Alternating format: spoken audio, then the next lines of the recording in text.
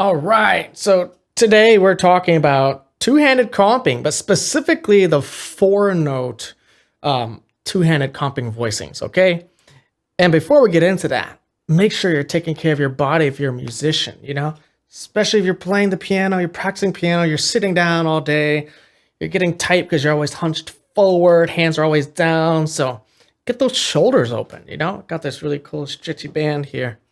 Anyways, so comping, two-handed comping, yeah, it's like one of the hardest things to do as a jazz pianist. It's one of the final things to come together, and that's because there's so many damn options. It's like the field is wide open.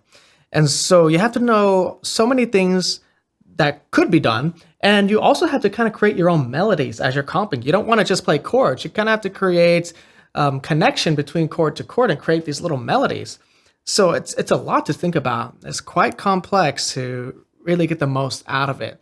So that's why today we're going to start on just these four-note comping voicings. And I wouldn't even say this is like beginner level. This is straight like intermediate, early advanced. I say whatever those titles mean. So I'm not going to talk a lot about theory, and you'll quickly know if this is something you're ready for, okay? You should be able to already play tunes using some spread voicings and things like that before you get into these two-handed comping voicings, and even know your rootless voicings, all right? But without further ado, why don't we hop in and learn about these voicings? So check this out, my jazz morphology matrix. If you haven't seen my video on that, I'll link it below in the description. And the one you'll see in that video looks a little different from this because I'm always updating it. It's always transforming. All right. So we are here. Two-handed voicings and open voicings is what we're going to look at. But the four-note. We'll look at the 5, 6, and 8 notes and up another day. Okay. I said 8 notes and up. It's let's say 8 notes at the max. We're not using all 10 fingers. Okay, let's go ahead and talk about these four-note voicings.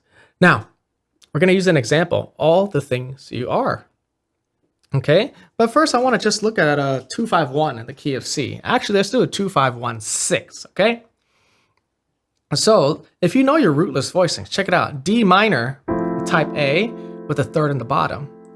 We're going to take this and we're just going to take the fifth out of it and move it up an octave.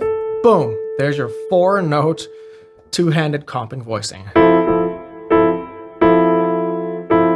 Okay. Another way to think about it is the left hand will play the essential tones, the 3 and 7. The right hand will play the 5 and the 9, typically.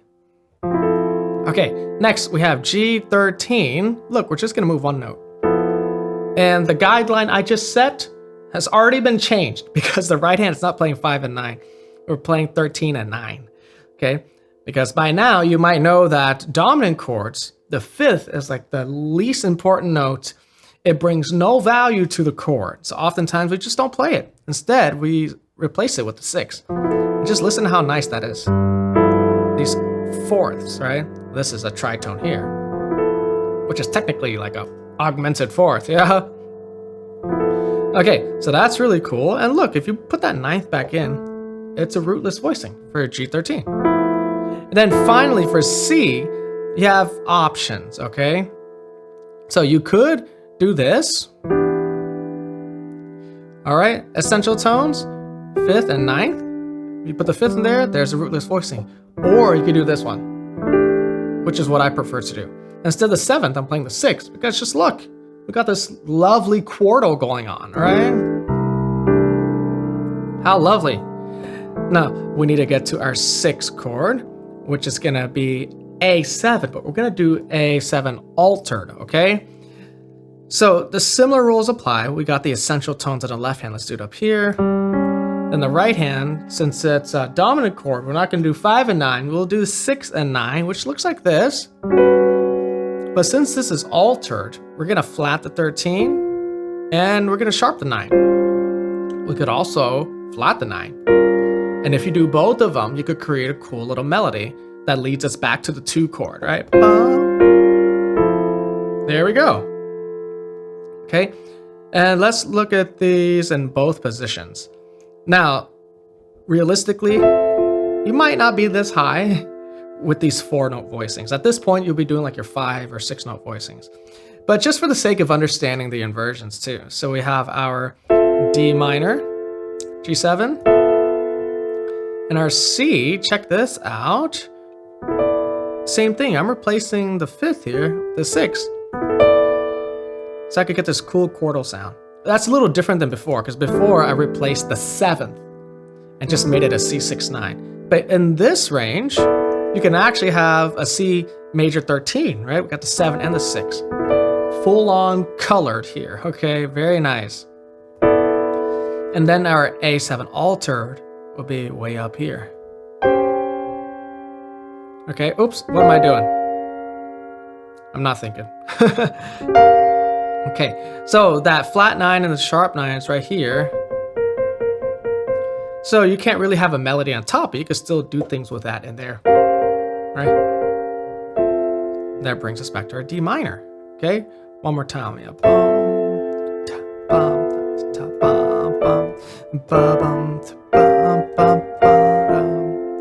All right, or they're both open game. And make sure your timing is solid, okay? You know your Charleston, your reverse Charleston, your red garland rhythm, and you're able to just freely kind of just play in time. So let's try that a little bit here. I got my metronome on 72. I'm just gonna show you an example. We're not gonna get too deep into it, okay? But the timing and the rhythm feel, it's crucial to all this. Okay, it's gonna click on tune 4, okay? 3, 4, 1, 2, 3, 4. 1, 2, 3, 4.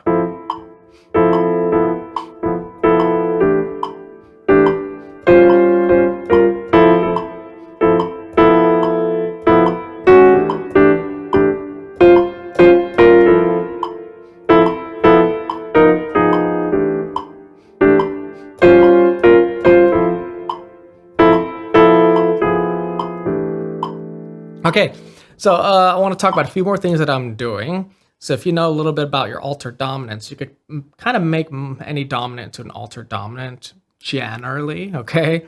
So for this G7, I just made it altered. Flat to 13, flat to 9. You could also sharp the 9. Just like we did for the A7, right? Takes us to C. But also, there's things like just flatting the 9 and keeping the 13. Okay? Or even flatting the 13 and keeping the natural 9. You have all those options. And if you don't know those options, don't worry about it. Just do your 13. Just think about 13th or altered. That will take care of you, those two. And I'm also doing these chromatic things. Right? Instead of just playing C there, I'm going sliding into it. You could go from above as well. Makes it a little bit more interesting. Okay, now that we've gotten that out of the way. Oh, we need one more. Half diminished, okay? This one's important because we're gonna break some more guidelines. Let's say we're doing a minor 2-5 to A minor. So we got B half diminished.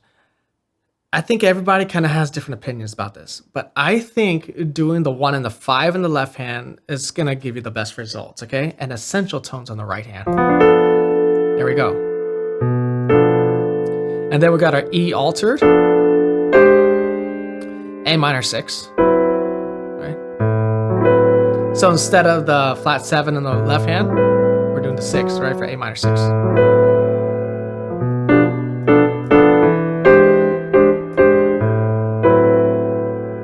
Yeah, our E altered. And then let's do it in the other inversion as well, even though it's getting pretty high, right? All right. Okay, then the E altered. I mean, I wouldn't really do it here, but for example's sake. All right, sharp 9, flat 9, A minor 6. When your top note starts to get higher and higher, that's when we start to employ more notes. That's when we get to our 4-note, 5-note, 8-note voicings. But it's still good to know your inversions for the 4 notes, okay? But anyways, yeah, so just do that for the left hand, I'd say, for now.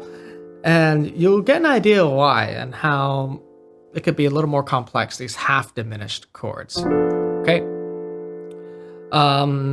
All right, let's jump in. Let's look at our example. All the things you are.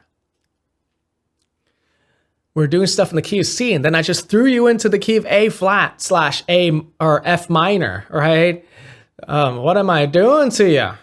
Okay, I'm gonna start here, F minor. Got my essential tones, 9th, my 5th, lovely. Then we got B flat minor, E flat 13. I'm gonna do A flat 6 9. All right, actually no, this is A flat major 13. What am I saying? And then here, I'm gonna D flat 6 9 now. Okay? If you do major 7, totally fine, if that's what you want. But I really love that chordal sound. Oh yeah. And then we get to G7, which is the 5 of C major. Now here you have options. You can just choose to do G altered. That means you only have to change one note. All right? Maintaining common tones is really cool. To our C.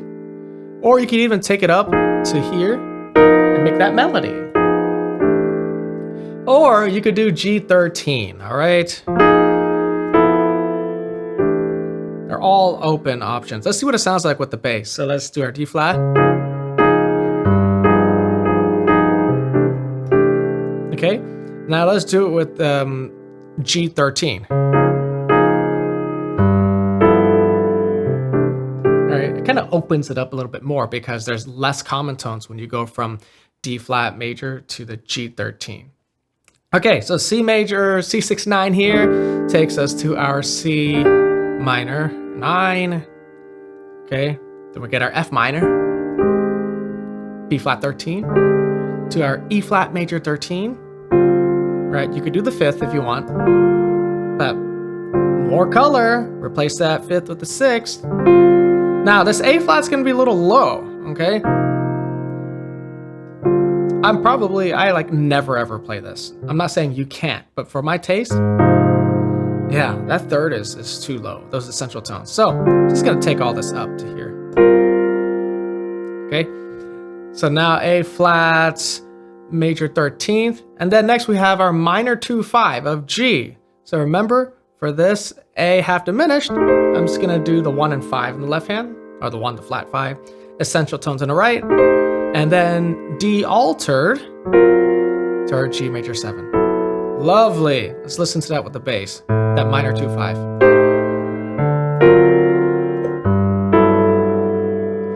Very cool. If you do the inversion for A, you still have to go up for this D altered, okay? Again, this is gonna be way too low for my taste, at least. Right, that's C, really low. So, bring it up here. So I'm doing that little thing with the flat 9 and the sharp 9. Okay, next we got this E7 altered. Okay, going to the A minor, so we could do boom, lovely. Then to our A minor 9, D13, G major 7. Now you can make all your dominants altered for more color, so let's just do that for fun here. Got A minor 9, going back to the A minor, then D altered, just like we did before, right? A couple bars ago. G. And now we have this F sharp half diminished to B7 altered, so minor 2/5. So 1 and 5 in the left hand. And then for this B altered, all right, making the melody up top with that sharp 9 and the flat 9. Lovely. E6 9. You could do major 9 if you like, but once again, I love this chordal. And practice the other inversion too. Let's say we go from here, but we do our B altered down here. That takes us to E major 13, right? Lovely. Let's hear it with some bass.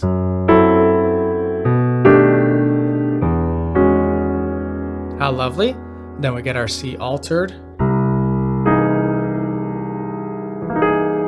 Right? Essential tones, sharp 9, flat 13. that takes us back home to our F minor. Okay, so since I know things are gonna get low pretty soon, you know, you could still go to, well, I wouldn't even do the B flat minor because that's already too low. So I'll play this F minor here because of the voice leading from the C altered. I really want that. Bum, bum. Then just move everything up. Bum, right? The other option is to play the C altered in 2 places. So you could do like bum, bum, bum. I probably like this one better. Bum. Oops, there we go. Bum, bum, bum. Let's continue. B flat minor. So this is our review now. E flat 13, A flat major 13, D flat 6-9, G flat 7. This is different. All right, so G flat 13. Let me scroll down. Now we get C minor. I'm actually going to do something a little different here. I'm going to play this probably. Okay. Got 5 notes now. One of them is the root notes, and I'm doubling the third. What is going on? Well, this is the 3 chord in the key of A flat, and typically, you know, the 9 is not in the key, right? So typically we could leave it out, especially if you're kind of new to all this. This does not mean you're not allowed to play it. I actually encourage you to play it eventually when you learn how to really finesse it and how to voice lead it really well. But it's easier to just avoid it for now and just get a good sound that works rather than try to get too deep into all this theory, okay? So just do this. You could even leave out that second, third and just replace that 9th with a root. Okay, cool. Next, we got this B diminished 7th. Okay, so if you know about your diminished chords, you know there's only 3 of them and they just keep repeating themselves, right? It's a symmetrical chord. So 1, 2, 3. And the one we have here is B diminished, which is the same as A flat diminished, which is the same as F, the same as D. So what you could do this is just do a drop 2 voicing. Drop 2 simply means you play the closed position chord and you take the second note from the top and just drop down an octave. Boom, there's your drop 2. And there's 4 of these, right? And you can play them in all those different positions. So let's say we're coming from our C minor. You know, I could go up to it like this. And maybe even do another one. Just for voice leading's sake, right? So coming from here to the B flat minor is really nice. And I don't want to be down here for my B flat minor. You know, it's not the worst. I actually do play this because E flat 7 here is still nice. But yeah, let's just do it here for now. And then we have our E flat 13. And then our A flat. Okay, so the way you play this A flat, it really depends. If you're playing with a singer, you want to be mindful of the notes that the singer is singing, okay? If they're singing the root note of a major chord and you play that major 7th, that's really annoying for singers, okay? This is one of those almost like basic rules of accompaniment. If they're holding this root note, don't play major 7th. Please don't do it. Don't make the singer fight against the major 7th, okay? Instead, play major 6th. So I would just do that up here, right? So then we have B flat minor, E flat 13. All right, yeah, because if you do it here, you got that major 7th in there. We don't really want that. Okay, cool. And then we have this turnaround at the end. So G half diminished, got the 1 and flat 5 in the left hand, essential tones in the right hand, and then our C altered to our C minor, to our F minor. Now remember, experiment with playing more than one voicing for each chord. So you could do your G half diminished to C altered. Bum, bum, bum, bum, bum. Oh, that sounds nice, huh? Right? Really cool when you experiment and create these melodies and hear what the voice leading can do. And that's one of the hardest aspects of comping, especially when you get to these bigger voicings. You want to be mindful of what the top note is doing. You don't want to just randomly play chords because they're the right notes. But you want to also create some melodies, a little journey in your comping. And yeah, enjoy these 4 notes. Apply them to many tunes, practice them in the different inversions. And as you're doing this, and you might be struggling through it at first, just keep in mind, this is one of the hardest things when it comes to jazz piano. It's one of the final things to come together in your jazz piano journey. So be patient with it, have fun. See you in the next video.